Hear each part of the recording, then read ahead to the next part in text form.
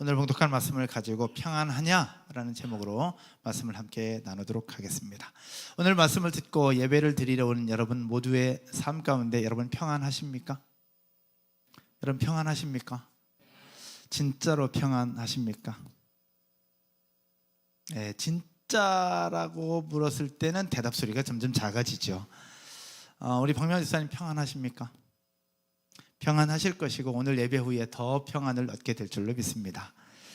우리가 9월 달부터 매일 성경 본문이 열왕기하 본문으로 시작되었습니다. 지난번에도 함께 나눴던 것처럼 열왕기상, 열왕기하는 이스라엘 역사, 유대 왕들의 기록으로 약 400년 동안의 역사들을 기록하고 있습니다.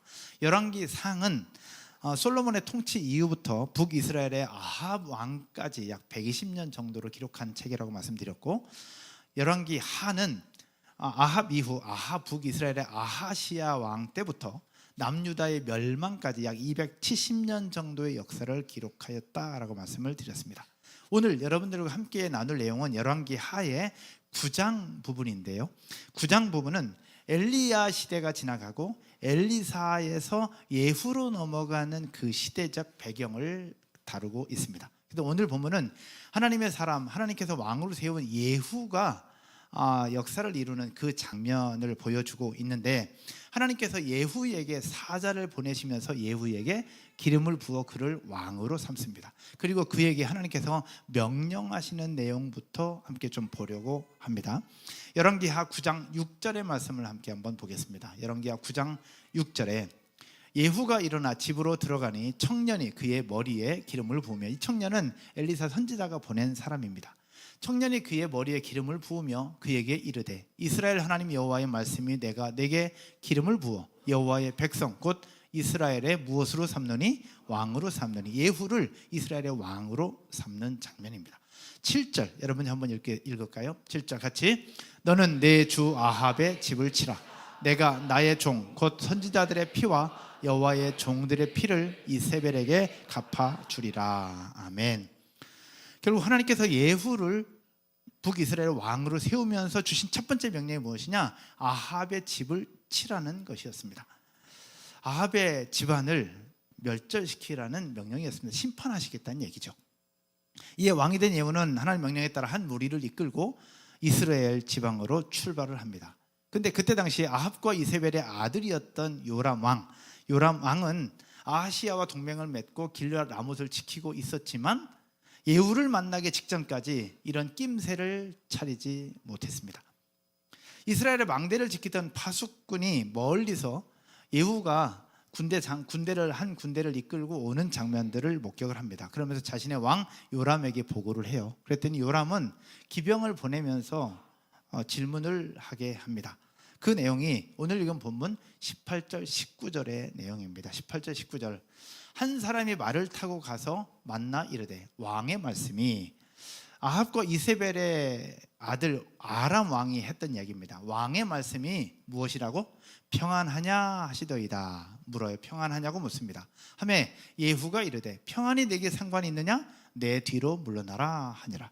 파수꾼이 전하여 이르되, 사자가 그들에게 갔으나 돌아오지 아니하나이다 하는지라. 첫 번째 기병이 가서 물어요. 평안합니까? 그러나 그렇게 얘기하네. 평안이 너에게 무슨 상관이 있느냐? 내 뒤로 물러나라. 그러면서 그 기병이 다시 요람에게 보고하러 가는 것이 아니라 예후의 뒤에 따르고는 또 군사가 됩니다.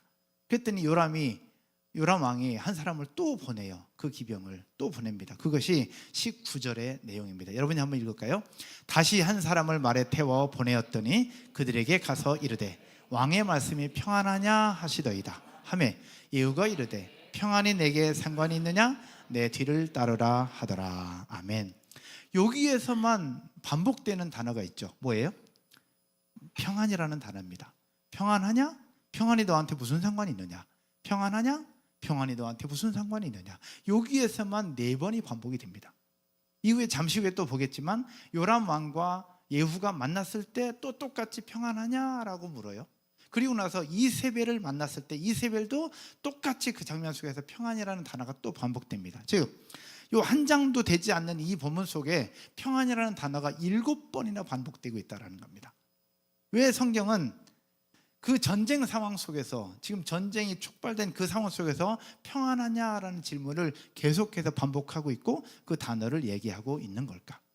우리 선생님들 계시죠? 학생들한테 계속해서 반복해서 얘기한다는 건 뭘 얘기하는 걸까요? 중요하다는 얘기예요. 중요하다는 얘기, 거기가 뭔가 분명한 이유가 있다라는 얘기입니다. 그러면 이 본문 속에서 왜 평안하냐라는 질문을 계속해서 이야기를 하고 있는 것일까? 오늘 말씀을 들으면서 저와 여러분의 인생과 삶에 진짜 참 평안을 얻고 또 우리의 삶에 분주하지만 그 속에서도 하나님 주신 참된 평안을 누리는 오늘 이 시간 되기를 주님의 이름으로 축복합니다. 여러분, 우리에게 있는 평안, 제가 평안하냐고 물었어요. 그럼 이 평안은 어디서부터 오는 걸까? 어떻게 할 때 이 평안을 누릴 수 있는 것일까라는 겁니다.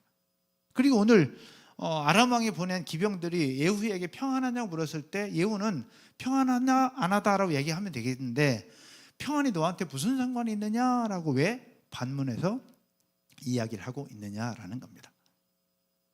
그러면 오늘 한번 볼 때에 평안은 언제 어떻게 생겨나는 것일까? 성경에서 우리에게 평안을 어떻게 설명을 하고 있는 걸까? 신약 성경에 예수님께서 주신 말씀을 보면 알 수 있습니다. 요한복음 14장 27절입니다. 요한복음 14장 27절에 예수님께서 말씀하십니다. 같이 읽을까요? 평안을 너희에게 끼치노니 곧 나의 평안을 너희에게 주노라. 내가 너희에게 주는 것은 세상에 주는 것 같지 아니하니라. 너희는 마음에 근심하지도 말고 두려워하지도 말라. 아멘. 결국 하나님이 주시는 평안, 예수님께서 주시는 평안은 세상이 말하는 평안과 다르다는 겁니다. 즉 예수님이 주시는 평안은 진짜 평안, 참된 평안임을 지금 말씀하고 있는 건데 이 평안, 이것이 어떻게 나오느냐? 신약 성경 또 보면 반복해서 이야기하는 부분이 있습니다. 그 중에 한 절만 한번 볼게요. 에베소서 1장 2절, 빌립보서 1장 2절, 그 다음에 데살로니가서에서 똑같이 이야기를 합니다. 뭐라고 말씀하시느냐? 평안이 어디서부터 출발하느냐? 같이 읽겠습니다. 하나님 우리 아버지와 주 예수 그리스도로부터 은혜와 평강이 너에게 있을지어다. 아멘. 결국 평강은 어디서부터 나오느냐? 하나님 우리 아버지와 누구로부터? 예수 그리스도로부터 나온다는 사실들을 성경은 계속해서 반복해서 이야기를 하고 있습니다. 사랑하는 여러분, 여러분들이 예수 그리스도가 나의 주 나의 하나님을 고백한다면 예수로부터 주시는 그 평안함을 누리는 주인공이 되기를 주님의 이름으로 축복합니다. 이미 누리고 계실 것인데 오늘 예배를 드리면서 더 확실하게 그 평안함을 누리는 모두가 되셨으면 좋겠습니다. 할렐루야. 그러면 이 내용을 보면서 평안은 어디서부터 시작된다고요? 평안은 하나님으로부터 시작됩니다. 우리 주 예수 그리스도로부터 평안이 시작되는 거예요. 그러면 아합 집안에 평안이 있을까요? 없을까요? 아합 집안에 평안이 있을까? 없을까? 아합과 이세벨의 아들이었던 요람 왕이 예후에게 물어요. 기병을 통해서 네가 평안하냐? 그랬을 때 하나님의 사람 예후가 대답합니다. 평안이 너와 무슨 상관이 있느냐? 2번이나 반복을 해요. 무슨 얘기냐면 평안은 하나님으로부터 나오고 예수 그리스도로부터 평안이 나오는 것인데 아합 니네 집안은 하나님을 멀리하고 있지 않냐? 죄악 가운데 있지 않냐? 너는 하나님을 찾지도 않고 있지 않냐? 그런 너에게 평안이 무슨 상관이냐라고 얘기하고 있는 거예요. 평안은 하나님으로부터 나오는 것이고 예수 그리스도로부터 나오는 것인데 하나님을 멀리 떠나 있고 하나님 앞에 죄악투성이인 너희 집안에 무슨 평안이 있겠느냐? 평안이 무슨 상관이냐라고 얘기를 하고 있는 거예요. 어떻게? 반복해서. 사랑하는 여러분, 예수 그리스도로 말미암아 주시는 평안을 저와 여러분 모두가 이미 누리고 계시는 줄로 믿습니다. 그럼 오늘 말씀을 통해서 그러면 우리의 삶에 이런 평안을 어떻게 하면 더 많이 누릴 수 있을까? 그리고 이 치열한 세상 속에서 이 세상에 살아가는 우리의 삶에서 이 평안을 더 확실하게 누리려면 어떻게 해야 될 것인가 함께 나눌 때에 첫 번째는요, 따라서 한번 할까요? 증인 되시는 하나님을 신뢰하라. 증인이 되시는 하나님을 신뢰하라는 말씀입니다. 예후가 이제 요람을 만나러 옵니다. 만나온 이유는 요람을 죽이기 위해서 오는 거예요. 아합 집안을 멸절하기 위해서. 그런데 이 요람 왕은 아하시아와 함께 예후를 맞으러 갑니다. 왜냐하면 그 전쟁을 눈치채지 못했으니까. 그래서 요람이 예후에게 물어요. 평안하냐라고 묻습니다. 평안하냐고 물었을 때 22절에 뭐라고 얘기를 하느냐? 예후가 얘기합니다. 이세벨의 음행과 술수가 이렇게 많은데 무슨 평안이 있겠느냐라고 얘기해요. 같은 얘기입니다. 이세벨의 음행과 술수가 이렇게 많은데 무슨 평안이 있겠느냐라고 물어요. 즉 평안은 누구로부터 나온다고? 하나님으로부터 나온다는 겁니다. 할렐루야. 하나님으로부터 나오고 예수 그리스도로부터 나오는데 하나님과 멀리 떨어져 있는, 하나님과 관계가 단절되어 있는 니네 집안에 무슨 평안이 있겠느냐 라고 얘기를 하고 있는 거예요. 즉 평안은 힘과 권력과 인간의 지혜에서 나오는 것이 아니라 하나님으로부터 나온다는 사실들을 기억하기를 주님의 이름으로 축복합니다. 결국 요람은 그 자리에서 죽어요. 그 자리에서 죽습니다. 근데 여기에서 놀라운 하나님의 섭리가 있어요. 아합과 이세벨의 후손이었던 아람 왕과 예후가 만났던 장소가 어디냐라는 겁니다. 만났던 장소는 바로 이스라엘 땅 나봇이라고 하는 나봇의 포도밭이었습니다. 나봇의 포도밭. 여러분 다 아시겠지만 나봇의 포도밭이 어떤 배경을 가지고 있느냐를 잠깐 설명을 좀 드리면, 나봇이라는 사람은 착한 사람이라는 뜻입니다. 착한 사람, 선한 사람이라는 뜻을 가지고 있는데 이 사람은 사마리아에 살고 있는 이스라엘 사람이었습니다. 근데 나봇은 포도원을 가지고 있었는데 이 나봇의 포도원은 아합 왕궁 근처에 있는 좋은 땅이었어요. 근데 그 당시에 왕이었던 아합 왕이 탐욕이 생깁니다. 그 나봇이 가지고 있는 포도원이 마음에 들었어요. 그래서 포도원을 뺏고 싶은 겁니다. 근데 아합 왕은 그래도 양심이 있는지라 포도원을 뺏지는 못한 채 나봇에게 요청합니다. 그 포도원을 나한테 줘라. 그러면 이거보다 더 좋은 포도원을 줄 것이고, 그렇지 않다면 내가 돈으로 계산을 해줄게 라고 요청을 합니다. 그러나 나봇은 안 됩니다. 이 땅은 조상들이 우리에게 준 우리 집안의 기업이기 때문에 줄 수 없습니다라고 왕의 명령을 거절을 합니다. 그 거절당한 아합 왕이 근심하며 집에 있습니다. 근심하는 모습을 보고 그의 부인이었던 이세벨이 악한 여자였죠. 그 근심하고 있는 아합 왕의 모습을 보면서 작전을 꾸리고 계략을 세웁니다. 그러면서 이 나봇이 결국 이스라엘과 왕을 거역하고 모독했다, 하나님을 모독했다라는 거짓 증거자들을 세우면서 결국 이 나봇을 돌에 맞아 죽게 만듭니다. 결국 무고한 사람이 억울한 희생을 당하게 되는 거죠.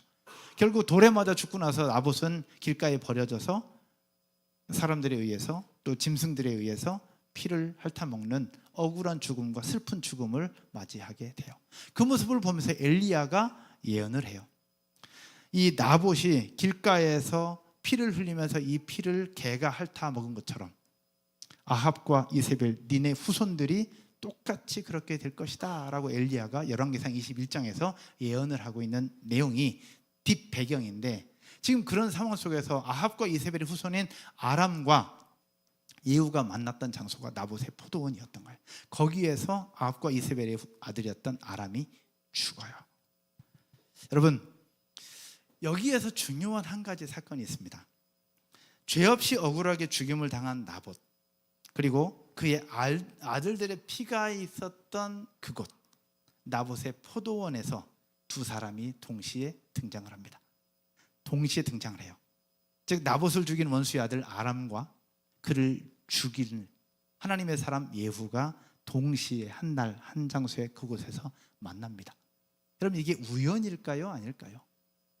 억울한 죽음이 있었던 나봇의 포도밭에서 만나는 거예요. 우연일까? 아닐까? 이 장면을 보면서 우리가 생각할 수 있는 부분들이 뭐냐? 모세를 갈대 상자에 넣어서 나일강가에 던졌을 때에 그곳에 바로의 공주가 마침 목욕하러 옵니다. 여러분, 이거 우연일까요? 하나님의 섭리일까요? 그 많고 많은 날 중에 왜 하필 거기로 왔을까? 그리고 그 길고 긴 나일강 중에 왜 거기로 왔을까? 왜 그 타이밍일까? 우리 인간의 생각으로는 우연일 수 있겠지만 모든 것이 하나님의 섭리와 하나님의 주권 아래 진행되고 있다는 사실들을 우리는 기억해야 되는데, 오늘 본문 속에서 나봇의 포도원 억울한 죽음을 당하고 하나님께서 엘리야 선지자를 통해서 반드시 갚아주시겠다고 하셨던 그 장소에 아합의 후손과 하나님의 사람 예후가 동시에 그곳에서 만난다. 그리고 그곳에서 아람이 죽는다. 이거는 철저한 하나님의 주권이 그곳에 묻어 있다는 사실들을 우리는 기억해야 된다는 겁니다. 왜 그런 일이 벌어졌느냐? 따라서 한번 해볼까요? 하나님은 다 보고 계셨고 알고 계셨고 그 사건에 증인이 되어 주셨기 때문이다. 여러분 아멘이십니까? 성경이 26절에서 그렇게 말씀하고 있어요. 한번 볼까요? 26절에 이렇게 말씀합니다. 우리 온라인으로 예배하시는 분들 함께 읽겠습니다. 같이요. 여호와께서 말씀하시기를 내가 어제 나봇의 피와 그의 아들들의 피를 분명히 어떻게 했다고요? 분명히 보았다는 겁니다. 나봇이 억울한 죽임을 당하고 있었다는 것, 하나님이 증인된 하나님의 그걸 분명히 보고 계셨다라는 겁니다. 여러분 우리의 삶에 우리를 불안하게 만들고 염려하게 만드는 부분이 분명히 있지만 그때 우리가 평안을 얻을 수 있는 유일한 방법은 바로 무엇이냐? 따라서 한번 해볼까요? 하나님이 보고 계신다. 하나님이 알고 계신다. 할렐루야. 하나님이 보고 계시다. 하나님이 알고 계시다는 겁니다. 사람들은 몰라요. 사람들은 모릅니다. 사람들은 알지도 못한 채 이러쿵저러쿵 이야기할 수 있지만 중요한 것은 하나님은 알고 계시고 하나님은 다 보고 계시다는 사실이에요.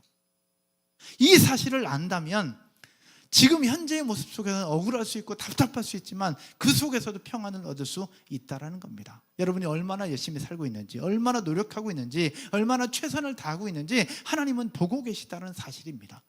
그럴 때 우리는 평안을 얻을 수 있는 거예요. 여러분 나봇의 포도원 사건에서 볼 때 나봇이 얼마나 억울했겠어요. 나봇은 잘못한 게 없어요. 잘못한 게 없는데 지금 억울한 죽음을 당하게 되는 거예요. 얼마나 속상하고 얼마나 답답했을까요? 나봇이 하나님을 안 찾았겠어요? 하나님 찾았는데 하나님 아무런 대답이 없어요. 근데 시간이 흐르고 보니 하나님 그걸 다 보고 계시고 알고 계시고 이후에 원수를 갚아주시는 하나님의 모습을 성경은 이야기를 하고 있다는 거죠. 우리에게 주신 참 평안, 증인 되시는 하나님을 변함없이 신뢰하고 그 하나님을 기억할 때 참된 평안을 얻을 수 있습니다. 그 평안이 저와 여러분의 인생과 삶에 넘쳐나게 되기를 주님의 이름으로 축복합니다. 두 번째, 언제 평안을 또 얻을 수 있느냐? 두 번째는요, 재판장 되시는 하나님을 신뢰하라입니다. 따라서 할까요? 재판장 되시는 하나님을 신뢰하라. 어제 저녁에 설교 준비를 다 맞춰놓고 집에 좀 일찍 들어갔습니다. 요즘 제가 집순이처럼 살고 있잖아요. 집에서 해야 될 일이 있습니다. 그래서 어제 집에 가서 설거지통에 있는 설거지를 다 정리를 하고 음식물 정리하고 쓰레기, 요즘 제 일이 그겁니다. 그래서 설거지를 정리하다가 텔레비전을 딱 나오는 걸 봤는데 어제부터 시작한 드라마가 하나 있더라고요. 혹시 여러분은 늘 기도하고 말씀 보고 토요일 날 예배 준비하기 때문에 잘 안 보실 것 같긴 한데 어제부터 시작한 드라마가 있어요. 지옥에서 온 판사, 박신혜 씨가 나오는데 그 전에 굿 파트너 장나라하고 또 누구죠? 누구 나오는 그게 끝나고 이제 어제부터 지옥에서 온 판사라는 드라마가 시작되는데 풀로는 보지 못했어요. 설거지하고 있느라고. 근데 그 내용을 핵심을 보니까 지옥에서 온 판사 박신혜 씨가 주인공인데 죄를 짓고 대신 죄를 지었으면 벌을 받아야 되고 올바른 판결로 큰 벌을 받아야 되는데 판결이 잘못되면서 결국 벌을 받지 않는 사람들을 박신혜 판사 역할을 하는 박신혜가 대신 갚아주는 내용이 지옥에서 온 판사더라고요.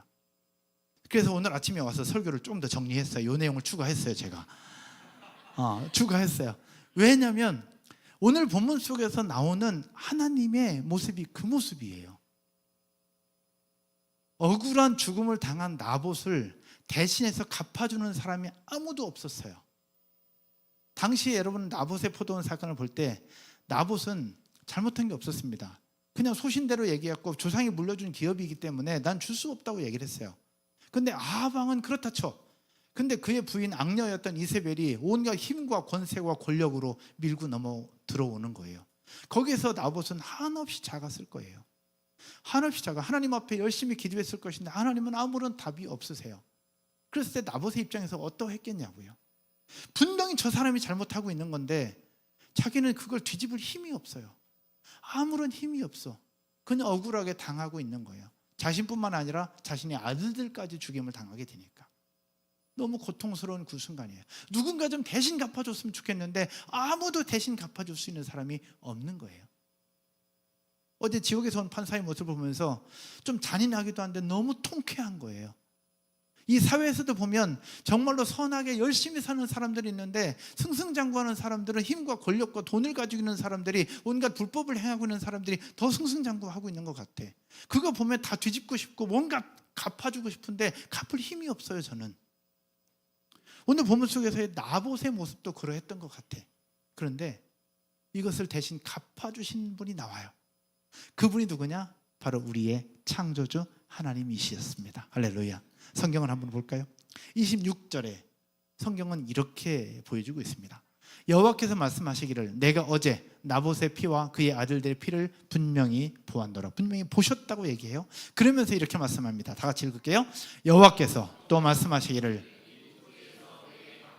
하셨으니 그런즉 여호와의 말씀대로 그의 시체를 가져다가 이 밭에 던질지니라 하는지라. 아멘. 할렐루야.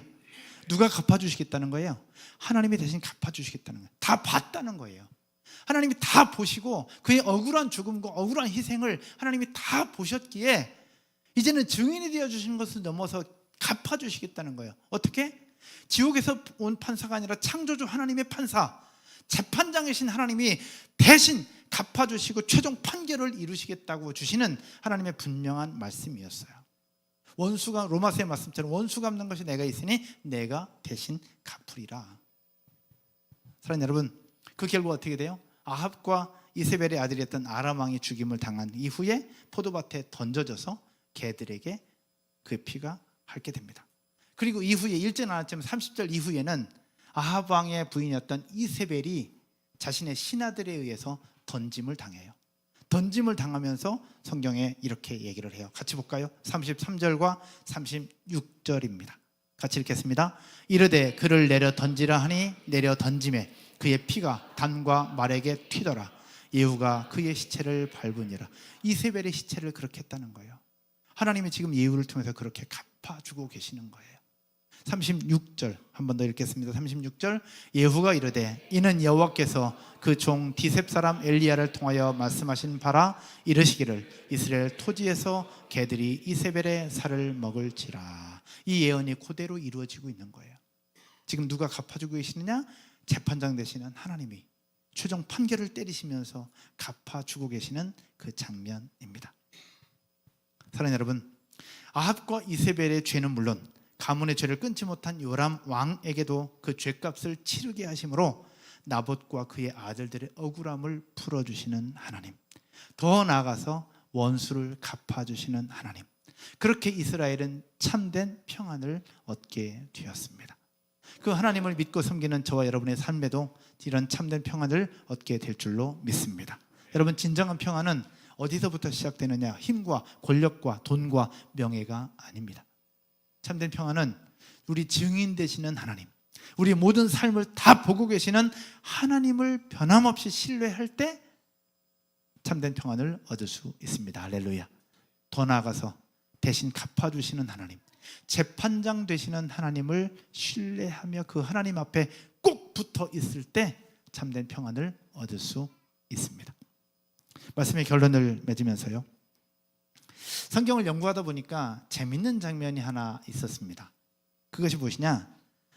조금 아까 읽었던 본문 한 번 더 볼까? 26절인데요 26절 우리 한 번 더 보면 여호와께서 또 말씀하시기를 이 토지에서 내게 뭐 하리라? 갚으리라. 갚아주시는 하나님인데, 이게 뭐가 재미냐면 갚다라고 하는 단어의 어근과 평안을 얘기하고 있는 샬롬이라는 단어의 어근이 같아요. 갚다라는 단어의 어근과 샬롬이라는 단어의 어근이 같아요. 결국 여기서 내게 갚으리라 라는 이 표현은 본문을 직역하면, 어근을 참조해서 직역하면 이렇게 표현할 수 있습니다. 그리고 그가 완전하게 하셨다. 그리고 그가 완전한 평안을 주셨다라고요. 여러분, 아합 가문의 죄가 그치고 하나님과의 관계가 다시 회복될 때 완전한 샬롬, 완전한 평안이 저와 우리 공동체에 찾아온다는 사실을 기억하기를 주님의 이름으로 축원드립니다. 아합 가문의 죄가 그치고 하나님이 대신 갚아주시면서 죄가 다 끝나는 거예요. 그리고 그 이후에 하나님과의 관계가 다시 시작되면서 샬롬이 시작되는 것이죠. 사랑하는 여러분, 죄가 그치고 하나님과의 관계가 다시 회복되는 시점은 어떤 시점일까요? 우리 죄악이 그치고 하나님과의 관계가 다시 회복되는 시점은 어떤 시점일까? 우리 주 예수 그리스도 십자가에 달려 죽으시고 3일 만에 부활하셨던 사실을 내가 믿고 내 마음으로, 내 믿음으로 고백하는 그 순간 우리에게 진짜 샬롬이 찾아온다는 사실을 기억하기를 주님의 이름으로 축원드립니다. 내 죄악이 그치고 하나님과의 관계가 회복되는 그날 참된 평화가, 참된 평안이 우리 가운데 있는 거예요. 마지막 질문 다시 한번 드릴까요? 사랑하는 여러분, 나의 죄를 위해서 십자가 지시고 3일 만에 부활하신 우리 주 예수 그리스도, 그분이 내 인생의 주관자요, 나의 구원자요, 내 삶의 주권자이심을 고백하십니까?